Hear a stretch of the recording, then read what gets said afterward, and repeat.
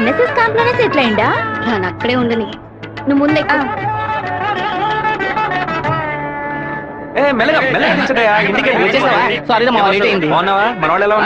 అందరూ నీకోసం వెయిట్ చేస్తున్నారు. సరే వెళ్ళి బైక్ జాగ్రత్తగా దింపించరా, వచ్చేస్తాను. అలాగే.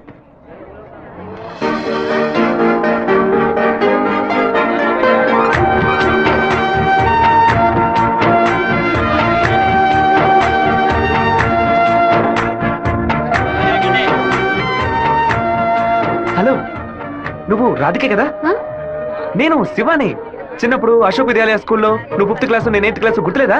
നിങ്ങൾ പറയുന്നത് മനസ്സിലായില്ല. నువ్వు ఆ ఫారం కూడా రాధికవేగా? എന്താ അത്? നിങ്ങളത് തപ്പ പറയുന്ന മാത്രം ഉണ്ട്.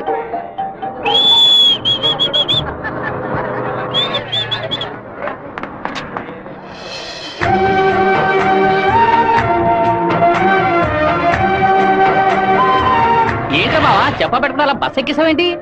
ఏం లేదురా, ఒక అమ్మాయిని చూశాను, నాతో చదువుకున్న రాధిక లేదు, తల్లాగా అనిపించింది, వెళ్ళి అడిగితే కాదంది. సరే సరే రా వెళ్దాం. మాధవరావు అన్న ఎదురు చూస్తున్నాడు. మాధవరావు నీకు బాబాయ్ కదా? రే అవన్నీ తర్వాత మాట్లాడుకుందాం, ముందు బండి ఎక్కరా. ఈ ఆఫీస్ ఇంకా అలాగే ఉందంటే.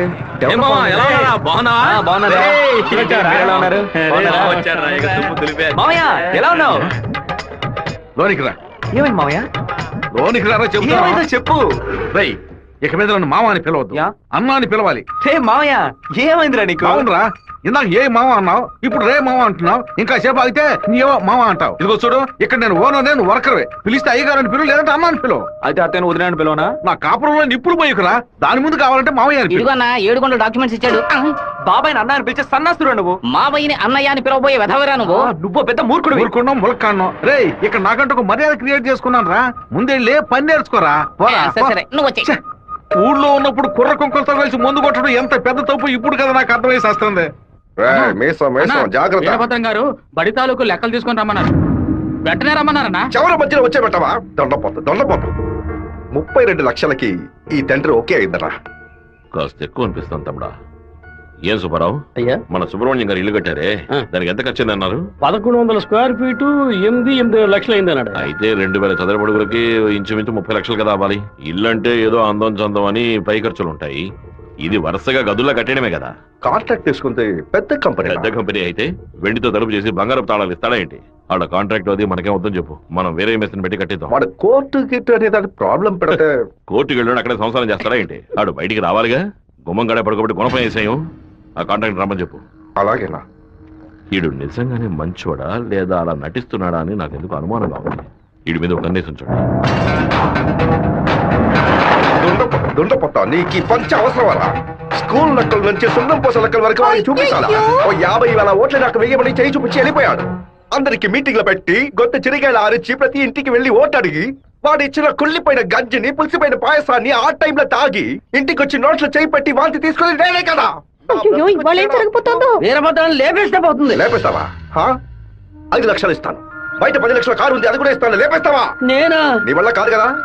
దొండపోతా వీరభద్రానికి ఎదురు తిరగమంటే వెనక తిరిగి అందరూ పారిపోతున్నారు.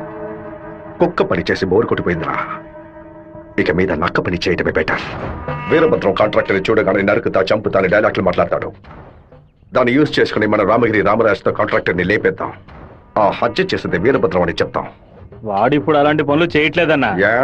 కొడుకు పోయిన దగ్గర నుంచి అవన్నీ వదిలేశాడు. కొడుకు పోతే ఆ లెవెల్ దిగల అయిపోతాడు. అవును, శోకంలో కల్లా పెద్దది పుత్ర శోకం. ఆ వీరభద్రం గాడు 15 ఏళ్ల క్రితం వాడు అబ్బా పోయినప్పుడు ఏడ్చుంటాడు. వాడు అబ్బా తర్వాత వాడింట్లో చావలేదు కదా, అందుకే గంభీరంగా ఉన్నాడు. వాడు చతికిలు పడాలంటే వాడు కొడుకుని లేపేయాలి. వాడి కొడుకు ఇప్పుడు ఊళ్ళోనే లేడే, తిరుపతిలో ఏదో ఉద్యోగం చేస్తున్నాడంట. మన పని ఇంకా ఈజీ అయింది. మన తిరుపతి ఓబ్లేస్ గారికి ఫోన్ కొట్టు. ఎమ్మెల్యే ఫోన్ చేస్తున్నాడు. ఎలా ఉన్నావు ఓబ్లేస్? సడన్ గా విషయం ఏంటి? ఫోన్ పెట్టేయన్నా, నేను చూసుకుంటాను. రై పీటర్ గారిని రమ్మను.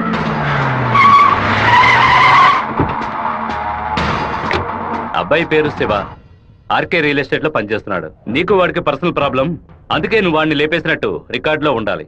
ఇది ప్లాంట్ మర్డర్ అని ఎవ్వరికీ తెలియకూడదు. టైం లిమిట్ లేదు. ఓర్పుగా జాగ్రత్తగా. ఈ పని డబ్బు కోసం చేయట్లా, పేరు కోసం చేస్తున్నాను. మిస్ అవ్వకూడదు. డబ్బులు తీసుకోలేదా? ఎవరన్నా వాడు? ఎమ్మెల్యే రాజశేఖరం, ఆంధ్రాలోనే ఎక్కువ ఓట్ల మెజార్టీతో గెలిచిన వాడు. ఎప్పటికైనా మంత్రి అవుతాడు. ఓకేనా? మరి వాసు ఆ. శివన్ తీసుకుపోయి ఆ. రేణుగుంట పక్కన ఉన్న మన లేఅవుట్ చూపించు సరేనా కుమారు ఎయిర్పోర్ట్ పక్కన 4 ఫ్లాట్లు రీసేల్కి వచ్చింది మలేషియా నుంచి ఒక పార్టీ కొట్టడానికి వచ్చింది రేయ్, చుట్టుపక్కల వాళ్ళకి తెలియదు బాక బేరం చేయకూడతారు ఎయిర్పోర్ట్ పక్కన ప్లాట్ రేణుగుంట ఎయిర్పోర్ట్ డెవలప్మెంట్ కి పక్కన ఉన్న ల్యాండ్స్ అన్ని గవర్నమెంట్ తీసుకుంటుందని విన్నాను. అది ఎక్కడ జరుగుతురా రియల్ ఎస్టేట్ యూనియన్ చేత స్టేటర్ తెప్పించాం కదా.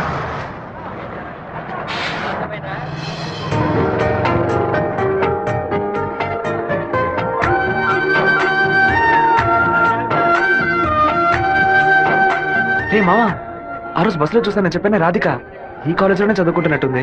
ఆ పిల్ల నువ్వెవరో తెలియదని చెప్పింది కదా.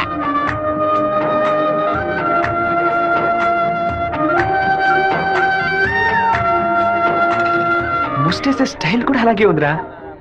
ముష్టెత్తు గొడవలు రకరకాలు ఉన్నాయి కానీ ముష్టేడు మాత్రం అందరూ ఒకే రకంగా వేస్తారా. ముస్టేడోలో కూడా తేడా ఉంటుంది. పట్టుకో.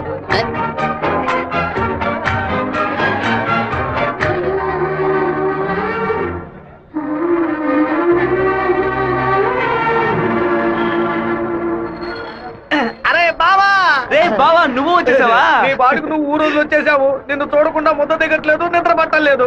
అందుకే కొద్ది రోజులు నీతో పాటే ఉండి స్వర్ణముఖి నదిలో స్నానం చేసి ఇక్కడేదో బెల్లు కంపెనీ ఉన్నట్టు కదా, అవునా? సైకిల్ కి 10 బెల్లులు కొన్నామని వచ్చాను అంతే. నా మీద నీకు అంత ప్రేమట్రా? ఉండదా మరి. అన్నయ్య, సైకిల్ సత్తిగాడు అక్కడికి వచ్చాడా? అవును నిన్ను చూడకుండా ఉండలేనని ప్రేమను ఒలగబోసుంటాడే. అవును. వాడు అక్కడికి వచ్చింది ఒక స్పైగా అన్నయ్య. ఏంటి? అక్కడ నువ్వు ఏం వెలగ పెడుతున్నావో తెలుసుకోవడానికి నాన్న వాడిని అక్కడికి పంపారు. సరే సరే, నువ్వు ఫోన్ పెట్టా, నేను చూసుకుంటా.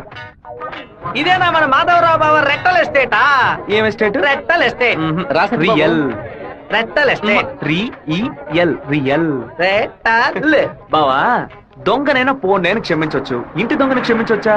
ద్రోహిని క్షమించొచ్చు బావా, కానీ నమ్మక ద్రోహిని క్షమించకూడదు. రేయ్, మా నాన్న మాట విని ఇక్కడికి వచ్చా ఓకే, కానీ ఇక్కడికి రాగానే ఇది విషయం మామ నాకు చెప్పి సరెండర్ అవ్వాలా వద్దా? బెల్లు కంపెనీ వాళ్ళు ఏం తయారు చేస్తారో కూడా తెలియదు. బెల్లు కొనడానికి వచ్చారని కహానీలు చెప్తావా? కంప్యూటర్ షాప్ కొని టీవీ కొంటావా? నీ సెల్ నుంచి ఊరికి బెల్లు కొట్టావో? ఎవరా ఇది? ఏం బావా, బావున్నావా? నువ్వు వచ్చి వచ్చావా? ఇక్కడికి వచ్చే పనికి మాలిన పశువులన్నింటినీ నేనే మేపాల్సి వస్తాను. రేపటి నుంచి 1 బస్తా తోడు ఎక్స్ట్రా తీసుకో. ఏంట్రా అన్నయ్య అని పిలుస్తావా? ఆయన నీకు బాబాయ్ వరుస కదా. ఇక్కడ అన్ని కొంచెం తేడాగానే జరుగుతున్నాయి మామ. బాబాయిని మామయ్య అని పిలవాలి, మామయ్యని అన్న అని పిలవాలి, అత్తయ్యని వదిన అని పిలవాలి. అక్కడ మాట కూడా మాట్లాడుతున్నా, మీనింగ్లే మారిపోతాయి.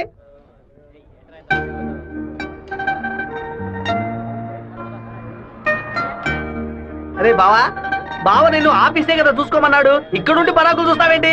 ఆఫీస్ నే చూసుకుంటున్నాను. నేను ఏమన్నా వీపీలా కనిపిస్తున్నానా? ఇక్కడుండి ఆఫీస్ ఎలా చూసుకుంటావు? ఆఫీస్ లోపల నుంచి చూస్తే ఆఫీస్ కనిపిస్తుందా? కనిపించదు. ఇక్కడ నుంచి చూడు, ఆఫీస్ ఎంత క్లియర్ గా బాగా కనిపిస్తుందో. నీకు అవసరమా? నీకు అవసరమా? అవసరం నీకు ఇవన్నీ? విమలాయుడే తనకి మెసేజ్ చేస్తున్నాను.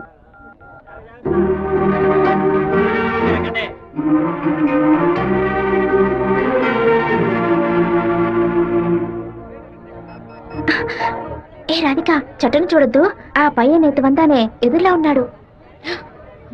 నువ్వెందుకు రాధిక కాదని కళ్ళని చెప్పావు? చిన్నప్పుడు లెక్కల మాస్టర్ని బెత్తంతో కొట్టాడు రౌడీ విధవ.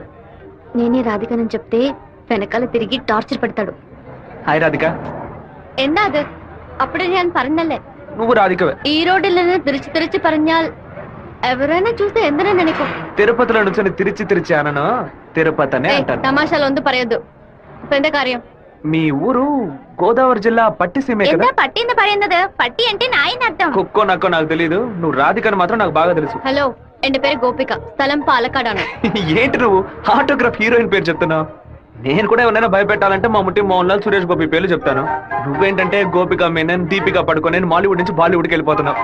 నువ్వు అప్పట్లోనూ బొట్టు ఇదే స్టైల్లో పెట్టుకునేదానివి, ఇప్పుడు కూడా అదే స్టైల్లో పెట్టుకున్నావు. ఏ బొట్టులో 2 షేపులు ఉన్నాయి, ఒకటి నిలువు ఇంకోటి గుండ్రం. ఆ రెండే పెట్టుకోగలం. తిరుమలలో నుంచి గుండు కొట్టుకున్నవాడు నా మొగుడు అన్నట్టు ఉంది నువ్వు చెప్పింది. ఇప్పుడు మన తెలుగు భలే మాట్లాడుతున్నావే. అదేదో